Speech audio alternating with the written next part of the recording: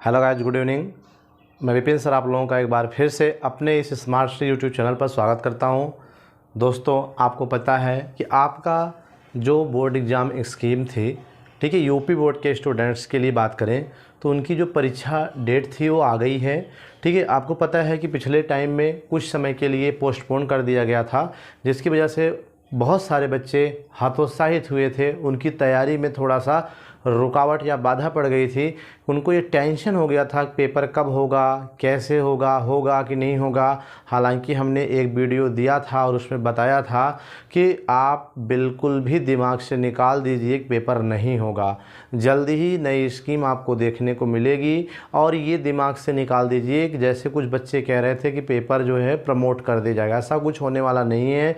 मैंने आपको कहा था ये बोर्ड एग्ज़ाम है, कोई 11th का, 9th का, 8th का एग्ज़ाम नहीं है प्रमोट कर दिया जाएगा। ठीक है, जो कि यही मार्क्स आगे चल कर के कंपटीशन परीक्षा में बच्चों का भविष्य तय करते हैं। इसलिए ठीक है, इसीलिए यहाँ पर ठीक है, आप ये बिल्कुल भी सोच में मत अपने दिमाग में रखिएगा कि ये प्रमोट वाला सिस्टम आपके लिए लागू होगा। ठीक है गाइज, तो उसी लिए मैंने आज की इस वीडियो में आपको फिर से रिमाइंड कराया कि आप देखिए, कल आपको न्यूज़ मिली होगी 8 मई से एग्ज़ाम होने वाला है। और जो ये 8 मई से एग्ज़ाम होने वाला है दोस्तों, इस 8 मई में जो परीक्षा के पेपर का क्रम था, पहले हिंदी होना है तो हिंदी ही हो रहा है, केवल डेट को क्या किया गया है, चेंज किया गया है। तो सभी गाइज को स्कीम मिल गई होगी। अगर स्कीम अभी तक नहीं मिली होगी तो आप उसे डाउनलोड कर सकते हैं माध्यमिक शिक्षा परिषद बोर्ड से। उसके अलावा भी आप जो है स्कीम को मार्केट से भी परचेज कर सकते हैं या किसी इंटरनेट दुकान पर जाइए या आप लोग मोबाइल चला रहे वहाँ से डाउनलोड कर सकते हैं। ठीक है गाइज, तो इस स्थिति में आप लोग स्कीम निकाल लें और स्कीम निकाल करके देख लें कि कितने पेपर के लिए कितना दिन बचा हुआ है शेष। जैसे हिंदी है, हिंदी के लिए बहुत कम दिन है। ठीक है, तो वैसे ही इस अल्टरनेट देखिए और देखने के बाद जिस पेपर में जितना टाइम बच रहा है, कितने दिन बच रहा है, उसको देख कर एक टाइम पीरियड बना करके अपना टाइम टेबल बनाइए और कैसे तैयारी करनी है, कैसे पढ़ना है, किस तरह से हम लर्न करें। ठीक है, कि कम समय में अच्छी प्रिपरेशन हो। कितने घंटे आपकी कैपेसिटी है, हम तो कहते हैं कम से कम इस समय 8 घंटे पढ़ना चाहिए, मिनिमम 8 से 10 घंटे। लेकिन सभी बच्चों की कैपेसिटी 8 से 10 घंटे नहीं होती, इस बात को हम अच्छी तरह समझ रहे हैं। तो कोई बात नहीं, आप जो 8 से 10 घंटे नहीं पढ़ सकते हैं वो स्टूडेंट्स हमारी इस बात को ध्यान से सुने, नोट कर लें कि बेटा आप लोग 8 से 10 घंटे नहीं पढ़ पा रहे तो घबराइए मत। 8 से 10 क्वेश्चन तो पढ़ सकते हो। 8 से 10 क्वेश्चन डेली एक एक सब्जेक्ट का तैयार कर लीजिए। तब भी 1 महीना है तो आपका कम से कम नहीं, अगर एक तो सब्जेक्ट से आप पर डे, हम चलिए मानते हैं 8 क्वेश्चन, ठीक है, चलो 6 मान लिया, तो इस तरह से आप क्या किए, 3 छंग 18, 180 क्वेश्चंस, 180 टॉपिक्स आप पे क्या होंगे, क्लियर हो जाएंगे। और इतने टॉपिक से आपको कहीं ना कहीं ऐसा नहीं है कुछ नहीं फंसने वाला है, बहुत कुछ फंसेगा, क्योंकि आत्मविश्वास, आपका कॉन्फिडेंस जो होता है, ठीक है, वो मजबूत होना चाहिए। आपको लगना चाहिए कि जो मैंने पढ़ा है वही पेपर में आएगा, कोई और दूसरा क्वेश्चन पेपर में नहीं आएगा गाइज। इस बात को आपके दिमाग में एक कॉन्फिडेंट तौर पर बैठ जानी चाहिए। ठीक है, तो मैं विपिन सर आप लोगों को इसलिए रिमाइंड कर रहा हूँ दोस्तों, क्योंकि अब समय बहुत कम है और मेहनत ज़्यादा से ज़्यादा करनी है और इस समय गर्मियाँ भी पड़ने लगी हैं, तो शाम को लाइट का कटना और तमाम तरह समस्या होती है। तो आप बिल्कुल भी किसी भी व्यवधान को अपने तैयारी में बाधा मत बनने दीजिए। कोशिश करिए कि लाइट जा रही है हमारे पढ़ाई के वक्त पर, तो उस समय हम लैंप की व्यवस्था करें या लाइट्स की जो आता है इमरजेंसी लाइट्स की व्यवस्था करें, ताकि हमारी पढ़ाई पर कोई व्यवधान ना पड़े दोस्तों। क्योंकि आपको पता है कि मे भी पॉसिबल, लाइट का कोई भरोसा नहीं है, 2 घंटे के लिए कटी आज, कल 1 घंटे के लिए, फिर 4 घंटे के लिए, तो ऐसे ही अगर रोज़ होता रहा तो आपका डिस्टर्बेंस बढ़ता जाएगा। ठीक है, इसलिए आप अपने पढ़ने की सामग्री कलेक्ट कर लीजिए। ठीक है, जो भी आपके पास नोट्स है, बुक्स है, जो भी है आपके पास, तैयारी करके रख लीजिए और लैंप की व्यवस्था कर लीजिए या चाइना लाइट की व्यवस्था कर लीजिए या कोई भी लाइट, मैं चाहना ही नहीं कहूँगा, ठीक है, लैंप, इमरजेंसी लैंप की व्यवस्था कीजिए और कोशिश करिए एक ही कमरे में हम बैठ करके 4-6 घंटे पढ़ें। ठीक है, 4-6 घंटे पढ़ने के बाद बीच में आप हर एक सब्जेक्ट को क्लियर करने के बाद दूसरे सब्जेक्ट शुरू करने के पहले 5 मिनट का आप घूम टहल सकते हैं, अपने कमरे से बाहर निकल सकते हैं। ठीक है, तो इस तरह से आप पढ़ाई करने का प्रयास कीजिए। ठीक है, तो एक बात नोट करने के लिए मैंने बोला कि अगर आप 8 घंटे नहीं पढ़ सकते हो तो कोई बात नहीं, 8 क्वेश्चन तो पढ़ सकते हो डेली। तो अगर आप 8 क्वेश्चन प्रत्येक टॉपिक से रोज़ क्लियर कर रहे हो तब भी आपको किसी तरह की कोई समस्या नहीं होगी दोस्तों, ठीक है। इसलिए आप अब भी समय है, उठिए, जागिए और लग जाइए, और तब तक लग जाइए जब तक कि आपका पेपर नहीं हो जाता है। दोस्तों जब एक अच्छी तैयारी के साथ पेपर देंगे तो आपको टेंशन नहीं होगा और पेपर देने के बाद सुकून महसूस होगा। नहीं तो अभी क्या, पेपर जिनकी तैयारी नहीं है ऐसे स्टूडेंट्स जब पेपर देंगे, पेपर देने के बाद जब आएंगे तो उनकी हार्ट बीट बढ़ जाएगी और उनकी धड़कनें इतनी ज़्यादा इनकंट्रोल होगी कि 1-2 पेपर जैसे ही दिए, हिंदी दिए, फिजिक्स, केमिस्ट्री कुछ भी दिए, वहीं पर धराशायी हो जाएंगे। इसलिए हम नहीं चाहते हैं कि आप लोग के साथ ऐसा हो, इसलिए क्योंकि आप लोग हमारे इस चैनल से जुड़ करके पर डे हमारे इस वीडियो को आप देख रहे हैं, ठीक है। केमिस्ट्री, फिजिक्स, हिंदी, इंग्लिश जो भी जा रही है तो कुछ ना कुछ तो आपने ज़रूर सीखा होगा। देखने मात्र वीडियो को देखने भर से 30 से 40% या 50% तक चीज़ें दिमाग में क्या होती है, कवर हो जाती हैं दोस्तों, ठीक है। इसलिए आप सब एकदम हमारे इस प्लेटफॉर्म पर भी लगे रहिए, इसके लिए भी वक्त निकालिए, और एक पढ़ने का जो अपना एक अलग टाइम है उस टाइम पीरियड को भी आप बना लीजिए टाइम टेबल, और आज ही बना लीजिए और कल से शुरू कर दीजिए या आज से ही शुरू कर दीजिए, तब भी आपके पास पर्याप्त समय है, ठीक है। आज 8 तारीख है और 8 ही अप्रैल के बाद 8 मई को एग्ज़ाम होना है, तो आज से टोटल आपके 30 डेज बचते हैं, या फिर आप 1 महीने पूरा समझ लीजिए, ठीक है। तो इस 1 महीने को बिल्कुल भी गंवारा ना जाने दें, बिल्कुल भी 1 महीने को किसी तरह से आप अपने आप को घर में एक कमरे में पर्सनल अपना एक टेबल बना लीजिए, स्टडी टेबल, और वहीं पे सारे सामग्री को कलेक्ट करके वहीं पे पढ़ाई करिए, ठीक है। हाँ, एक बात और, इतना सीरियस लेके मत पढ़िए, चीज़ों को थोड़ा सा डीपली पढ़िए और सेंस रखिए, ठीक है। रट्टा मत मारिए, और हर सब्जेक्ट के बाद आप 5 मिनट बाहर टहलने के लिए निकल सकते हैं, ठीक है। तो इस तरह से अगर आप करेंगे तो निश्चित ही एक अच्छी तैयारी अब भी की जा सकती है, इसमें कोई दो राय नहीं है। जो बच्चे अभी आज देख रहे हैं इस वीडियो को, उनकी कोई तैयारी नहीं है, वो भी घबराएं ना। वो 8 घंटा नहीं पढ़ पा रहे हैं तब भी ना घबराएं, 8 क्वेश्चन तो पढ़ेंगे, 6 क्वेश्चन तो पर डे पढ़ेंगे, तब भी 3 6 18 आपका 180 क्वेश्चन होता है, और 180 क्वेश्चन में आप अगर इतना हो जा रहा तो आपको घबराने की ज़रूरत नहीं है दोस्तों, ठीक है। तो इसलिए आप लोगों से एक बार फिर से, ठीक है, ये मेरी सलाह है कि आप लोग लग जाइए, आज से लग जाइए, आज टाइम टेबल बना लीजिए और कल से लग जाइए, पर डे पढ़िए। ये नहीं कहते एक दिन में 10 क्वेश्चन याद करो, दूसरा बच्चा 10 क्वेश्चन याद कर रहा है, उसकी कैपेसिटी अलग हो सकती है दोस्तों, आप उसको देख करके हतोत्साहित मत होइए, ठीक है। आप थोड़ा थोड़ा चलिए, धीरे धीरे चलिए, आज 6 क्वेश्चन, 4 क्वेश्चन, कर सो 8 क्वेश्चन, ऐसे ही एक हेडिंग्स बढ़ाते चलिए, और इतना ज़्यादा मत लोड लीजिए, केवल 10 क्वेश्चन ज़्यादा अधिकतम एक दिन में पढ़िए, ठीक है। उनके लिए जिनकी कैपेसिटी थोड़ा सा कम है, और अगर आपकी कैपेसिटी बेहतर है तो आप पर डे एक चैप्टर भी खत्म कर सकते हैं, हमें कोई आपत्ति नहीं होगी, ठीक है। तो मैं विपिन सर आप लोगों को एक बार फिर से चलता हूं आपके अपने इस चैनल पर आज के इस टॉपिक पे, जिसका सब्जेक्ट है बायोलॉजी, क्लास 12 के स्टूडेंट्स के लिए। और ये कुछ महत्वपूर्ण प्रश्न जो चल रहे थे, ठीक है, परीक्षा, कुछ महत्वपूर्ण प्रश्न बोर्ड परीक्षा के लिए, ठीक है, और वो भी 2021 में जो होने जा रहा है, इस बोर्ड परीक्षा के लिए हम लोग जो इम्पोर्टेंट क्वेश्चन की सीरीज लेके आए थे, उसी क्वेश्चन के अंतर्गत आज मैं आपको एक बार फिर से एक नए क्वेश्चन से रूबरू कराऊंगा, जो कि क्वेश्चन का नाम है, आप देख रहे हो कि मेंडल के तीनों आनुवांशिक नियमों को समझाइए, ठीक है। मेंडल का नाम आपने सुना होगा, और आनुवांशिक नियम अभी हम आपको क्लियर कर देंगे, आनुवांशिक नियम क्या है। पहले आप ये तो जानिए कि मेंडल कौन थे, ठीक है। व्हाट या who is a Mendel, Mendel कौन है, मेंडल के बारे में आपको थोड़ी सी जानकारी दोस्तों अवश्य होनी चाहिए। आई होप आप पहले से जान रहे हैं मेंडल कौन है, लेकिन अगर नहीं जान रहे हो तो कोई दिक्कत नहीं है, आइए आपको थोड़ा सा परिचय करा देते हैं, ठीक है। जो दोस्तों मेंडल हैं, ठीक है, मेंडल का जो पूरा नाम है, ठीक, क्या है, मेंडल का जो पूरा नाम है वो आपका है सर ग्रेगर जॉन मेंडल, ठीक है। क्या है, सर ग्रेगर जॉन मेंडल। ये 1 नंबर का क्वेश्चन आपसे एक बार पूछा गया है कि मेंडल का पूरा नाम बताइए, तो मेंडल का जो पूरा नाम है सर ग्रेगर जॉन मेंडल है। ये कौन थे ये भी जानिए आप। जो सर ग्रेगर जॉन मेंडल थे ये पादरी थे, ठीक है, चर्च के पादरी थे, ठीक है, ओके। चर्च मीन्स क्या होता है, पादरी क्या होता है, सारे बच्चे नहीं जानते हैं बेटा। जैसे हम अगर हिंदू हैं तो हमारे यहाँ जो पूजा स्थल होता है उसे मंदिर कहते हैं, ठीक है। वैसे ईसाई धर्म वाले जो होते हैं उनके यहाँ जो पूजा स्थल है उसे चर्च कहते हैं। क्या कहते हैं? चर्च गृह कहते हैं या चर्च कहते हैं। आपने फिल्मों में भी नाम सुना होगा। और जैसे हमारे उसी मंदिर में पूजा पाठ कराने वाले जो लोग हैं उनको पंडित बोलते हैं, ठीक है कि नहीं, ये ब्राह्मण वर्ग से होते हैं, तो ये पूजा पाठ कराने का काम, मंदिरों की देख रेख करते हैं, ठीक है। तो वैसे ही जो चर्च अर्थात ईसाई धर्म होते हैं उनके जो चर्च में देख रेख करते पूजा पाठ कराने का, उनको पादरी कहा जाता है और अंग्रेजी में फादर कहते हैं। आपने पिक्चर में या मूवी में भी देखा होगा फादर कहा जाता है, ठीक है। तो यहाँ फादर माने पिता होता है, तो चर्च में जो मंदिर में रहने वाले लोग हैं उनको लोग फादर कहते हैं, पादरी कहते हैं। तो ये जो चर्च ईसाई धर्म के पादरी थे उसी में से एक सर ग्रेगर जॉन मेंडल थे। ये चर्च के पादरी थे। ये कोई बहुत अलग टाइप के इंसान थे, ठीक है।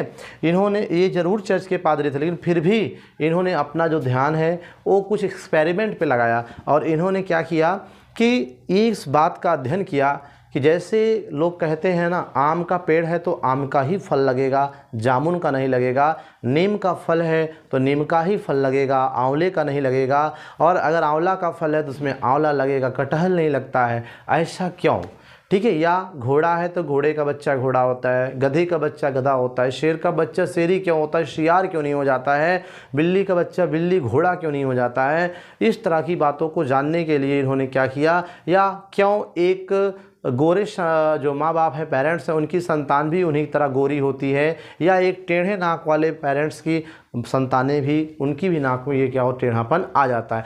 ऐसा क्यों होता है, ठीक है। और कौन इस लक्षणों को एक पीढ़ी से दूसरी पीढ़ी में ले जाने का काम करता है, ठीक है। इन सब बातों के बारे में मेंडल ने, कौन, मेंडल ने क्या किया, अध्ययन किया, एक्सपेरिमेंट किया इसको जानने के लिए। और उस एक्सपेरिमेंट को मेंडल का एक शंकर प्रयोग, द्विशंकर शंकर प्रयोग आदि नामों से जाना जाता है। और इसी एक शंकर द्विशंकर के प्रयोगों द्वारा कुछ निष्कर्ष निकाले गए कार्ल कोरेंस के द्वारा। उसी निष्कर्षों को क्या कहते हैं, मेंडल का तीनों नियम कहते हैं, या मेंडल का आनुवंशिक नियम कहते हैं, ठीक है। तो जो मैंने थोड़ा सा परिचय आपको बताया कि मेंडल का जो पिता पूरा नाम है सर ग्रेगर जॉन मेंडल है, और ये चर्च के पादरी थे। और साथ में ही ये जो सर ग्रेगर जॉन मेंडल हैं, ये अपना प्रयोग आनुवंशिकता पर किए थे। किस पे किए थे, आनुवंशिकता पर। इसीलिए इन्हें आनुवंशिकी का जनक कहते हैं। क्या कहते हैं, आनुवंशिकी का जनक कहते हैं, अर्थात फादर ऑफ जेनेटिक्स कहते हैं। क्या कहते हैं, फादर ऑफ जेनेटिक्स कहते हैं, अर्थात आनुवंशिकी का जनक कहते हैं गाइस, ठीक है। तो ये आपका हो गया एक थोड़ा सा मेंडल के बारे में परिचय। एक नंबर का पूछा जाता, आनुवंशिकी का जनक कौन है, बोलो। आनुवंशिकी के बारे में डिटेल स्टडी कौन किया, कौन बताया, ठीक है। इस सबसे पहले मेंडल ने इस पर प्रयोग किया, एक्सपेरिमेंट किया, इसके बातों को जाना, समझा, बताया। इसीलिए मेंडल को ही आनुवंशिकी का जनक कहते हैं। आनुवंशिकी माने क्या होता है, वही जो कहा, एक पीढ़ी के लक्षण दूसरी पीढ़ी में जा रहे हैं, ठीक है। क्यों जा रहे हैं, कैसे जा रहे हैं, इन्हीं आदि बातों का अध्ययन करना ही क्या कहलाता है, आनुवंशिकी कहलाता है, या इसी को जेनेटिक्स कहते हैं। क्या कहते हैं दोस्तों, बोलिए, जेनेटिक्स कहते हैं, ठीक है। क्या कहते हैं, जेनेटिक्स कहते हैं। ओके, ये हो गया। अब आता है मेंडल का पूरा नाम, ये हो गया आपका, ये क्लियर हो गया। अब चलते हैं अपने क्वेश्चन पे, अपने टॉपिक की ओर, ठीक है। तो यहाँ पे दिया मेंडल के तीनों आनुवंशिक नियम, यानी मेंडल के कितने नियम हैं, जेनेटिक्स रूल्स कितने हैं, 3 हैं।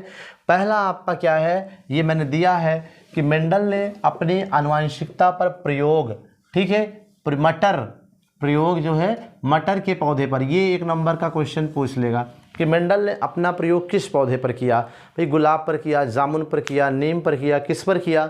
तो आपको पता होना चाहिए कि मेंडल ने अपनी आनुवंशिकता का जो प्रयोग है वो मटर के पौधे पर किया। किस पर किया, मटर के पौधे पर किया। और जिसके उपरांत, ठीक है, इस प्रयोग करने के उपरांत इनके प्रयोगों के जो निष्कर्ष निकले, जो परिणाम प्राप्त हुए, उन्हीं निष्कर्षों को नियम के रूप में कार्ल कोरेंस ने क्या किया था, वो लोग प्रतिपादित कर दिया था। उसको एक नियम के रूप में, इसके निष्कर्ष को नियम के रूप में प्रतिपादित किया, और जो इस प्रकार है, ठीक है। तो ये कौन कौन से नियम हैं, पहला है बेटा प्रभाविता का नियम, लॉ ऑफ डोमिनेंस। दूसरा है पृथक्करण का नियम, ठीक है, लॉ ऑफ सेग्रीगेशन, और तीसरा है स्वतंत्र अभ्यूहन का नियम अर्थात law of independent assortment, law of independent assortments होता है, ठीक है। ये आपका हो गया प्रभाविता का नियम, ये पृथक्करण का नियम, ये स्वतंत्र अभ्यूहन का नियम, ठीक है।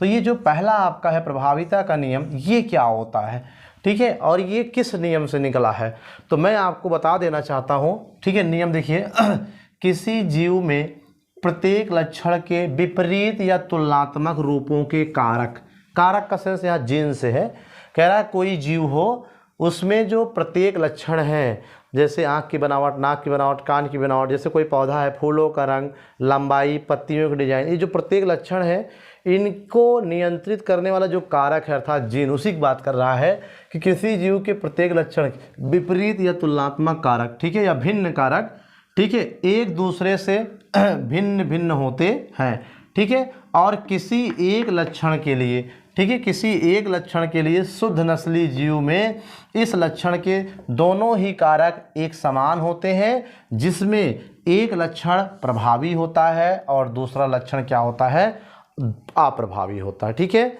इसका मतलब सीधा सीधा है कि मेंडल ने क्या किया था, एक लंबे पौधे मटर को लिया और एक बौने पौधे को लिया। ये कैपिटल टी लंबा पौधा और स्मॉल टी क्या है, बौने पौधे को रिप्रेजेंट कर रहा है। मेंडल ने जब इसमें संकरण कराया तो इससे संकरण के उपरांत जो पौधे प्राप्त हुए, ठीक है, वो पौधे केवल और केवल क्या प्राप्त हुए, लंबे प्राप्त हुए, क्या प्राप्त हुए, लंबे, और इसे F1 पीढ़ी का नाम दिया, ठीक है, क्या नाम दिया, F1 पीढ़ी का नाम दिया। और जो ये लंबे पौधे प्राप्त हुए, अब आप देख रहे हो कि इसमें लंबे और बौने दोनों को मिलाकर इन्होंने क्या किया कि लंबा पौधा और ये बौना पौधा था, इन दोनों को लेकर इसमें संकरण कराया। संकरण से जो बीज प्राप्त हुए उनको जब जर्मिनेट कराया, उगाया, तो इस बार देखा सारे पौधे लंबे प्राप्त हुए। तो बौना कहाँ गया, भाई बौने को भी मिलाया गया था ना, बौना कहाँ गया, बौने का लक्षण, बौने में जो लक्षणों के जीन्स के कारक थे वो कहाँ गए, लंबा ही दिख रहा। तो मेंडल ने क्या किया कि इस पीढ़ी वाले लंबे वाले जो प्राप्त हुए इसके मटर के पौधे के बीज को फिर से एक बार स्वतः स्वपरागण के लिए उगाया, ऐसे मिट्टी में डाल दिया, ठीक है। जब उसमें उगे तो देखा कि इस बार जब उगे तो 3:1 के अनुपात में पौधे उगे, अर्थात 3 पौधे लंबे हुए और इस बार एक क्या हुआ, बौना हुआ, ठीक है। तो अब आप सोचो कि यहाँ पे लंबा बौना मिला है, सिर्फ लंबा मिला, और जब इस लंबे वाले पौधों को F2 पीढ़ी के लिए स्वपरागण द्वारा अगली पीढ़ी के लिए उगाया तो 3 लंबे और एक बौना भी आ गया। अब आप सोचो अगर ये लंबा था, इसमें बौना नहीं था, तो यहाँ कैसे बौना आ गया, इसका मतलब यहाँ क्या हो रहा है, लंबे और नाटे तने के पौधे को संकरण करा रहे हैं, सिर्फ लंबा मिला, नाटा कहाँ गया यहाँ पे। तो यहाँ पे इसका मतलब ये हुआ, इसी के प्रयोग के निष्कर्ष को पहले नियम के रूप में प्रभाविता या प्रबलता के नियम के रूप में कार्ल कोरेंस ने दिया और बताया कि 2 तुलनात्मक रूपों के कारक, ये देखिए लंबा और बौना दोनों के जो कारक हैं कैपिटल टी स्मॉल टी एक साथ रह रहे हैं, लेकिन इस क्या होता है एक साथ रहे, तो इसमें क्या हो रहा है, एक साथ रह रहे हैं, लेकिन ये दिख कौन रहा है, सिर्फ लंबा वाला दिख रहा है, बौना वाला नहीं दिख रहा है। तो जो लंबा वाला F1 पीढ़ी में दिख रहा है लंबापन, वो प्रभावी लक्षण है, ठीक है, ऐसे कारक को प्रभावी कारक कहते हैं। और जो इसके साथ बौना वाला है वो अपने आप को फिनोटाइप नहीं कर पा रहा, दिखा नहीं पा रहा है F1 पीढ़ी में, केवल साथ बना है, तो ये क्या हुआ, अप्रभावी लक्षण, अप्रभावी कारक हुआ, ठीक है, और इसके लक्षण को अप्रभावी कारक कहते हैं। तो इस नियम का केवल एक अर्थ है कि जब एक ही अनुवांशिक लक्षण के 2 भिन्न कारक, एक लंबा वाला जीन मान लीजिए, एक बौना वाला, दोनों एक साथ रहेंगे, तो ऐसे स्थिति में सिर्फ लंबा वाला ही अपने आप को क्या करेगा, फिनोटाइप दिखाएगा अपना लक्षण, बौना वाला नहीं दिखाता है, क्योंकि लंबा वाला प्रभावी है और बौना वाला क्या है, अप्रभावी होता, ठीक है। तो ये प्रभाविता का नियम हो गया। और याद रहे मेंडल का पहला नियम अर्थात प्रभाविता या प्रबलता अर्थात लॉ ऑफ डोमिनेंस मेंडल के पहले प्रयोग से निकाला गया, जिसे एक शंकर प्रयोग कहते हैं।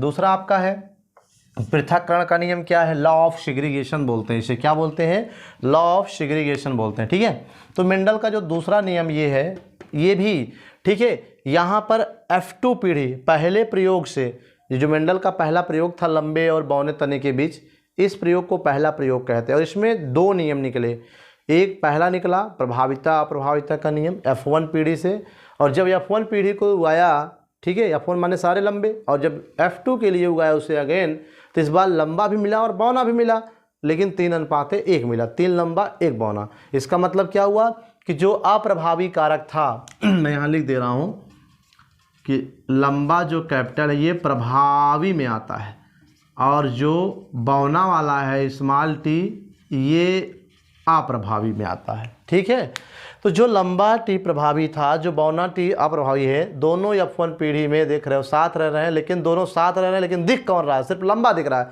तो ये प्रभावी हुआ, बौना वाला अप्रभावी। लेकिन जब इसी को अगली पीढ़ी के लिए उगाते हैं, क्या देखते हैं फिर से वही कंडीशन या चेंज, तो अगली पीढ़ी में 3 लंबा 1 बौना, यानी बौने वाले ने अपने आप को क्या कर लिया, लंबे से पृथक कर लिया। अर्थात प्रभावी अप्रभावी कारक भले ही साथ थे कितने समय के लिए, लेकिन वो आवश्यकता पड़ने पर अगली पीढ़ी पर समय आने पर क्या होते हैं, अलग हो जाते हैं। इसका मतलब है कि अलग होकर एक बौना एक लंबा बन रहा है, इसका मतलब दोनों आपस में थे जरूर, मिले नहीं थे, अलग अलग थे। ठीक है, सॉरी साथ में थे लेकिन मिले नहीं थे, उनकी अपनी शुद्धता क्या थी, बनी थी। ठीक है, इसीलिए इसे क्या कहते हैं, पृथक्करण का नियम, क्योंकि अलग हो रहा है, पृथक माने अलग। तो लिखा भी है अप्रभावी व प्रभावी, देख रहे लंबा प्रभावी और ये अप्रभावी, दोनों लक्षणों के जो कारक हैं अर्थात कैपिटल टी और स्मॉल टी एक ही, ठीक है, कितने ही समय के लिए, ठीक है, कितने ही समय के लिए साथ रहें, लेकिन वह F2 पीढ़ी में जब उगाते हैं F2 पीढ़ी के लिए तो इसमें दृश्यगत हो जाते हैं। ठीक है, कौन वाला, बौना वाला अप्रभावी लक्षण। F1 पीढ़ी में तो नहीं दिखा, लेकिन F2 पीढ़ी में क्या हुआ, दृश्यगत हो गया। ठीक है, इसका मतलब क्या था कि दोनों आपस में मिले नहीं थे। तो वही कह रहा, अर्थात युग्मकों की शुद्धता क्या होती है गाइस, बनी रहती है, इसलिए इसे क्या कहते हैं, युग्मकों की शुद्धता का नियम कहते हैं, या शंकरों के विलगन का नियम। तो ये जो है संकर है, संकर का मतलब जिसमें 2 भिन्न लक्षण हो, लंबा भी है बौना लक्षण, दोनों के कारक हैं। वो अलग बात है सिर्फ लंबा दिख रहा है बौना नहीं दिख रहा है, लेकिन दोनों कारक है ना, तो ये संकर है। और जब अगली पीढ़ी के लिए आया तो अलग हो गया, विलगन हो गया शंकरों का, लंबा अलग बौना अलग हो गया, इसीलिए इसे पृथक्करण का नियम या शंकरों के विलगन का नियम कहते हैं। और दोनों साथ रहे लाल टाइम, फिर भी मिले नहीं, अलग अलग बने रहे, इसका मतलब ये युग्मकों की शुद्धता का नियम भी इसे कहा जा सकता है या कहा जाता गाइस है। ठीक है, तो ये आपका हो गया पृथक्करण का नियम। दूसरा, इस नियम को भी गाइस, ये इन दोनों नियमों को, ठीक है, किससे दिया गया था, मेंडल के पहले प्रयोग से। ठीक है, फर्स्ट प्रयोग, मेंडल का जो पहला प्रयोग था उस पहले प्रयोग से 2 नियम निकाले गए, प्रभाविता और पृथक्करण का नियम। ठीक है, याद रखना, किसने निकाला, किसने दिया, मेंडल ने तो सिर्फ एक्सपेरिमेंट किया था, नियम नहीं दिया था। तो नियमों को कौन निकाला, नियमों को कौन दिया, कार्ल कोरेंश ने दिया था। ठीक है, याद रखना। अब आइए मेंडल के तीसरे नियम की हम चर्चा करते हैं। तीसरा नियम क्या है, तीसरे नियम का नाम है गाइस स्वतंत्र अपव्यूहन का नियम। क्या नाम है, स्वतंत्र अपव्यूहन का नियम, अर्थात लॉ ऑफ इंडिपेंडेंट असॉर्टमेंट। इसको इंग्लिश में क्या कहते हैं, लॉ ऑफ इंडिपेंडेंट असॉर्टमेंट, स्वतंत्र अपव्यूहन का नियम। ठीक है, मतलब जैसे कोई भी आदमी हो, ठीक है, बड़ा आदमी है तो बड़े के साथ रहे। ठीक है, अक्सर लोग क्या करते हैं, बड़े लोग के साथ रहते हैं, लेकिन ज़रूरी नहीं होता, कहीं कहीं बड़े लोग बड़े के साथ रहेंगे लेकिन कुछ छोटे के साथ भी रह सकते हैं, इसमें कोई बाउंडेशन नहीं होती है। ये होती है भाई, मैं स्टूडेंट्स हूँ 10th का, तो मैं 10th के स्टूडेंट के साथ बैठूंगा। ठीक है, ज़रूरत पड़ने पर मैं 10th के अलावा 11, 12 या 9, 10 के लोगों के बीच भी बैठ सकता हूँ, ये मेरी अपनी क्या है, इच्छा है। तो वही यहाँ पर यही चीज़ कह रहा है, स्वतंत्र अपव्यूहन का नियम। ठीक है, मतलब कि द्विसंकर क्रॉस में मेंडल का यहाँ दूसरा नियम लग रहा है। अभी मैंने कहा पहले और दूसरे नियम, प्रभाविता और पृथक्करण का नियम मेंडल के एक संकर प्रयोग, यानी पहले प्रयोग से निकाले गए, और जो मेंडल का दूसरा प्रयोग था जिसमें गोल पीले हरे झुर्रीदार बीज वाले पौधों को लेके एक्सपेरिमेंट किया था, उसे। तो मेंडल का तीसरा नियम क्या है, स्वतंत्र अपव्यूहन का नियम। तो मैंने अभी आपको बताया कि प्रभाविता और पृथक्करण ये बहुत पूछा भी गया है, इसलिए मैं बार बार जोर दे रहा हूँ कि मेंडल के 3 नियम हैं, कार्ल कोरेंश ने दिया। ठीक है, और पहले और दूसरे जो नियम हैं अर्थात प्रभाविता का नियम और पृथक्करण का नियम, ये जो दोनों नियम हैं ये मेंडल के पहले प्रयोग से निकाले गए। ठीक है, पहला प्रयोग मतलब जिसमें एक लंबे तने वाला और एक नाटे तने वाले मटर के पौधों को लिया था। ठीक है, इनके प्रयोगों पे ये निष्कर्ष निकालकर ये 2 नियम दिए गए हैं, और इसमें भी जो प्रभाविता का नियम है वो F1 पीढ़ी के आधार पे दिया गया है, और जो दूसरा पृथक्करण का नियम है वो F2 पीढ़ी के लिए या F2 पीढ़ी से दिया गया है। ठीक है, क्योंकि यहाँ पर आप देख रहे थे कि F1 पीढ़ी में लंबे नाटे दोनों के कैरेक्टर से सिर्फ लंबा पौधा प्राप्त हो रहा है, जबकि इसमें बौने का कारक भी है। तो लंबा दिख रहा है जबकि बौना भी है। बौना क्यों नहीं दिख रहा है? क्योंकि अप्रभावी है और लंबा वाला प्रभावी है। तो यहाँ से प्रभाविता का नियम निकला। और जब इसी को F2 पीढ़ी के लिए उगाया तो इस बार 3:1, 3 लंबा और 1 बौना प्राप्त हुआ, अर्थात बौना वाला भी अलग कर लिया और ये वाला भी, अर्थात यहाँ पृथक्करण का नियम लागू हो रहा है। ठीक है। और तीसरा नियम जो है मेंडल के दूसरे प्रयोग, जिसमें गोल पीले बीज वाले हरे झुर्रीदार बीज वाले पौधों को लेकर के एक्सपेरिमेंट किया था और उससे प्राप्त जो परिणाम हुए, निष्कर्ष हुए, ठीक है, उससे क्या निष्कर्ष निकला कि जब गोल पीले बीज वाले हरे झुर्रीदार बीज वाले पौधे के बीच संकरण कराया मेंडल ने, तो उससे जो आपको ये पौधा मिला, ये क्या मिला? बोलो, गोल पीला वाला मिला। तो गोल पीला क्या? प्रभावी वाला है। और इसको जब F2 के लिए उगाया तो 9:3:3:1 मिला, अर्थात इसमें कुछ पौधे ऐसे प्राप्त हुए जो गोल पीले थे और हरे झुर्रीदार थे, लेकिन कुछ ऐसे थे जिसमें गोल तो था लेकिन पीला नहीं बल्कि क्या था? हरा था। और यहाँ पे कुछ पौधे ऐसे हुए जो झुर्रीदार थे लेकिन हरे नहीं बल्कि पीले थे। यानी ये जो प्रभावी लक्षण है, प्रभावी के साथ तो रहता ही है, लेकिन ये कोई ज़रूरी नहीं है प्रभावी वाला अप्रभावी के साथ भी जाके क्या हो सकता है? मिल सकता है। तो यहाँ आप देख भी रहे थे गोल प्रभावी है जो कि क्या हुआ? बोलो, हरे के साथ, पीला के साथ तो है ही लेकिन हरे के साथ भी जा करके एक नए प्लांट का निर्माण किया। तो यहाँ पे ये लिखा भी गया है कि द्विसंकर क्रॉस में जब मटर के पौधे के लिए मेंडल ने 2 लक्षणों का, अर्थात हरा झुर्रीदार गोल पीला का एक साथ चयन किया, तो इससे जो संकरण कराया तो F1 पीढ़ी में सभी पौधे के जो बीज वाले लक्षण थे ये क्या थे? प्रभावी थे। ठीक है। यहाँ पर देख रहे हो गोल पीला है, दोनों प्रभावी हैं। ठीक है, गोल भी प्रभावी पीला भी प्रभावी। तो यहाँ वही प्राप्त हुआ F1 में जो पीला गोल प्रभावी था। किंतु जब इसे F2 पीढ़ी के लिए उगाया, जब इसके बीजों को फिर से उगाने के लिए स्वपरागण करके छोड़ दिया गया खेत में उगाने के लिए, तो स्वपरागण द्वारा जब ये फिर से उगे तो इसमें जो पौधे प्राप्त हुए 9:3:3:1 के रूप में प्राप्त हुए। अर्थात इस अनुपात में कुछ पौधे ऐसे हैं जो क्या हैं? गोल पीले हैं, और कुछ ऐसे जो गोल हैं पीले नहीं बल्कि हरे हैं, और कुछ ऐसे हैं जो हरे झुर्रीदार हैं, अर्थात अप्रभावी, लेकिन कुछ ऐसे भी जो हरे तो हैं लेकिन झुर्रीदार नहीं हैं बल्कि क्या हैं? गोल हैं। ठीक है। तो इस नियम से ये स्पष्ट हुआ कि प्रभावी वाला कारक प्रभावी से ही नहीं वरन अप्रभावी से भी मिल सकता है, और अप्रभावी वाला कारक अप्रभावी से ही नहीं बल्कि प्रभावी से भी मिल सकता है। ऐसा करने के लिए दोनों एक दूसरे से क्या है? स्वतंत्र हैं। तो इसे ही स्वतंत्र अभ्यूहन का नियम कहते हैं। तो दोस्तों, आज के इस वीडियो में इतना ही। मिलते हैं नेक्स्ट वीडियो में, तब तक के लिए धन्यवाद।